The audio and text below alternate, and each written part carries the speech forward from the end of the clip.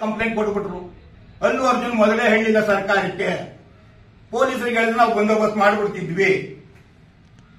ಅಲ್ಲೂ ಒಬ್ಬ ವ್ಯಕ್ತಿ ಸತ್ತ, ರೇವತಿ ಅನ್ನೋ ಒಬ್ಬ ಅಮ್ಮ ಸತ್ತು 35 ವರ್ಷದಾಕೆ. ಅವರ ಮಗನಿಗೆ ಕರ್ಕೊಂಡು ಹೋಗಿದ್ದಕ್ಕೆ ಅವನಿಗೆ ಕೈಕಾಲುಗಳು ಗಾಯಗಳಾಯಿತು. ಮಾರನೇ ದಿನವೇ ತೆಲಂಗಾಣ ಸರ್ಕಾರ ದ್ವೇಷದಿಂದ ಅಲ್ಲು ಅರ್ಜುನನ ಮೇಲೆ ಎಫ್ಐಆರ್ ಹಾಕಿ ಅವನ್ನ ಬಂಧಿಸಿತ್ತು, ಅವನನ್ನ ಹೊಣೆಗಾರಿಕೆ ಮಾಡ್ತು. ಆಮೇಲೆ ಅಲ್ಲು ಅರ್ಜುನ್ ಆ ಎಮ್ಮನಿಗೆ 25,000 ರೂಪಾಯಿ ಪರಿಹಾರ ಧನ ಕೊಡ್ತಾರೆ. ಮತ್ತೆ ಆ ಮಗನಿಗೆ ಇಂಜೂರ್ ಆದಂತ ಮಗನ ಸಂಪೂರ್ಣ ವೆಚ್ಚನ ಭರಿಸ್ತೀನಿ ಅಂತ ಅಲ್ಲು ಅರ್ಜುನ್ ಒಪ್ಕೋತಾರೆ. ಆದ್ರೂ ಸಹ ಸರ್ಕಾರ ಒಪ್ಪಲ್ಲ. ಇಲ್ಲಿ ಕೊಟ್ಟಿರೋದೆಷ್ಟು ಘೋಷಣೆ ಮಾಡೋದು 10 ಲಕ್ಷ. ಅಲ್ಲು ಅರ್ಜುನ್ ಸ್ವಂತವಾಗಿ ಸ್ವಂತ ಹಣದಲ್ಲಿ 25 ಲಕ್ಷ ರೂಪಾಯಿ ಕೊಡ್ತಾರೆ. ಆಂಬ್ಯುಲೆನ್ಸ್ಗಳಿಲ್ಲ ಇಲ್ಲಿ. ಇಷ್ಟು ದೊಡ್ಡ ಸ್ಟೇಡಿಯಂ ನಡಿಬೇಕಾದ್ರೆ, ಇಷ್ಟು ಸ್ಟೇಡಿಯಂನಲ್ಲಿ ನಡಿಬೇಕಾದ್ರೆ ಆಂಬ್ಯುಲೆನ್ಸ್ಗಳಿಲ್ಲ. ಕೈನಲ್ಲಿ ಎತ್ಕೊಂಡು ಹೋಗ್ತಾ ಇದ್ದಾರೆ ಪಾಪ ಪೊಲೀಸರು. ರಾತ್ರಿ ಎಲ್ಲ ನಿದ್ಗೆಟ್ಟಂತ ಪೊಲೀಸರು ಗಾಯಗೊಂಡವ್ರನ್ನ ಕೈನಲ್ಲಿ ಎತ್ಕೊಂಡು ಹೋಗ್ತಾರೆ. ಒಬ್ಬ ವ್ಯಕ್ತಿ 40-50 ಕೆಜಿ ಭಾರ ಇದ್ದವ್ರನ್ನ ಎಷ್ಟು ದೂರ ಎತ್ಕೊಂಡು ಹೋಗೋದು ಸಾಧ್ಯ? ಇದಕ್ಕೆಲ್ಲ ಯಾರು ಹೊಣೆ? ಆಯ್ತು, ಈಗ ಯಾರನ್ನ ಹೊಣೆ ಮಾಡ್ತೀರಾ? IPL ಟೀಮ್ನ ಹೊಣೆ ಮಾಡ್ತೀರಾ? ಸರ್ಕಾರ ಹೊಣೆ ಹೊಂದ್ಕೊಳತ್ತಾ? KCA ಸ್ಟೇಡಿಯಂನವ್ರನ್ನ ಹೊಣೆ ಮಾಡ್ತಾರ? BCCI ಹೊಣೆ ಮಾಡ್ತಾರ? ICC ಹೊಣೆ ಮಾಡ್ತಾರ? ಅಥವಾ ಈ ಟೀಮ್ನ ಮ್ಯಾನೇಜರ್ ಆಗಿರ್ತಕ್ಕಂಥ ಮ್ಯಾನೇಜರ್ನ ಹೊಣೆ ಮಾಡ್ತಾರ? ಯಾರಿದು ಹೊಣೆ? ಈ ಕಾರ್ಯಕ್ರಮ ಆಯೋಜನೆ ಮಾಡಿದವ್ರು ಯಾರು? ಅವ್ರು ಹೊಣೆಗಾರರು. ಆಯೋಜನೆ ಮಾಡಿದವರು, ಅವ್ರು ಮಾಡೇ ಮಾಡ್ತಿದ್ದ ಹಠ ಮಾಡಿದವರು ಯಾರು? DK ಶಿವಕುಮಾರ್, ಸಿದ್ದರಾಮಯ್ಯನವರು ಇದರಲ್ಲಿ ನಿಂತಿದ್ದವರು. ಅವರು ಹೊಣೆಗಾರರಾಗಬೇಕು. ಈ 11 ಕೊಲೆಗಳಿಗೆ ಅವರೇ ಕಾರಣ, ಅವರೇ ಹೊಣೆಗಾರರು.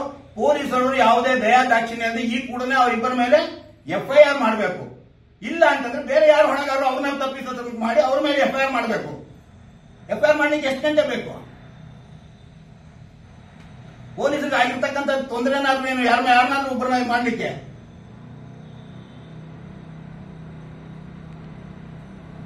ನಮ್ಮ ಲಾಲ್ ಬಹದ್ದೂರ್ ಶಾಸ್ತ್ರಿ ಅವರು ರೈಲ್ವೆ ಮಿನಿಸ್ಟರ್ ಆಗಿದ್ದಾಗ ಸ್ವಾತಂತ್ರ್ಯ ಬಂದ ಹೊಸರಲ್ಲಿ ಒಂದೇ ಒಂದು ಸಣ್ಣ ರೈಲ್ವೆ ಅಪಘಾತ ನಡೆಯುತ್ತೆ.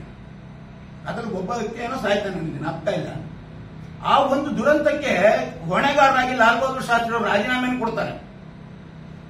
ಆವಾಗ ಸರ್ಕಾರ, ಅಂದಿನ ಸರ್ಕಾರದ ಪ್ರಧಾನಮಂತ್ರಿಗಳು ನಿಮ್ದೇನು ತಪ್ಪಿಲ್ಲ ಅದರಲ್ಲಿ, ನಿಮ್ ರಾಜೀನಾಮೆ ಕೊಡಬೇಡಿ ಅಂತ ವಾಪಸ್ ತಗೋತಾರೆ.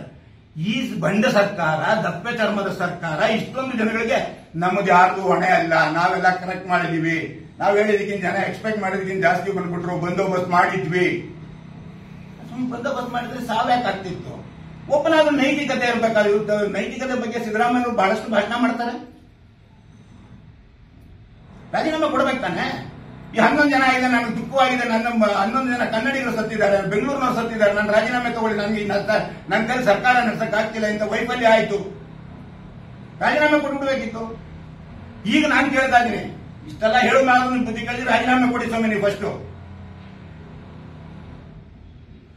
ಈಗ ಕೊನೆಯಲ್ಲಿ ಹೇಳಿದ್ದಾರೆ ಒಬ್ಬ ಮ್ಯಾಜಿಸ್ಟ್ರಿಯಲ್ ಎನ್ಕ್ವೈರಿ ಮಾಡ್ತೀವಿ ಅಂತ. ಯಾತಕ್ಕೆ ಸ್ವಾಮಿ ಮ್ಯಾಜಿಸ್ಟ್ರಿಯಲ್ ಎನ್ಕ್ವೈರಿ?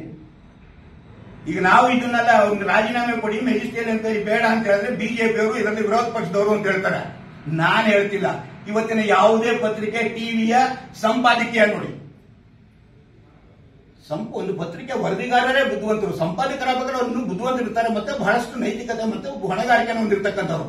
ಎಲ್ಲ ಸಂಪಾದಕೀಯದಲ್ಲೂ ಸರ್ಕಾರವನ್ನು ಹೊಣೆ ಮಾಡಿದೆ. ವಿರೋಧ ಪಕ್ಷವಾದ ಬಿಜೆಪಿಯನ್ನು ಸರ್ಕಾರ ಹೊಣೆ ಮಾಡ್ತಿಲ್ಲ. ಪತ್ರಿಕೆಗಳ ಸಂಪಾದಕರು, ಪತ್ರಿಕೆಗಳ ವರದಿಗಳು ಮತ್ತು ಫೇಸ್ಬುಕ್ ಮತ್ತೆ ನಮ್ಮ ಸೋಷಿಯಲ್ ಮೀಡಿಯಾದಲ್ಲಿ ಸಾರ್ವಜನಿಕರ ಆಕ್ರೋಶಗಳನ್ನು ನೋಡಿ. ಯಾರನ್ನ ಹೊಣೆಗಾರಿಕೆ ಅಂತ? ಸರ್ಕಾರನ ಹೊಣೆಗಾರಿಕೆ ಮಾಡ್ತಿದೆ. ಸರ್ಕಾರ ಸಂಪೂರ್ಣ ಹೊಣೆಗಾರಿಕೆ ಮಾಡಬೇಕು. ಆಯ್ತು, ಮ್ಯಾಜಿಸ್ಟ್ರಿಯಲ್ ಕಮಿಟಿ ಮಾಡ್ತಾರೆ, ಇನ್ನು 15 ದಿನದಲ್ಲಿ ವರದಿ ಕೊಡ್ತಾರೆ.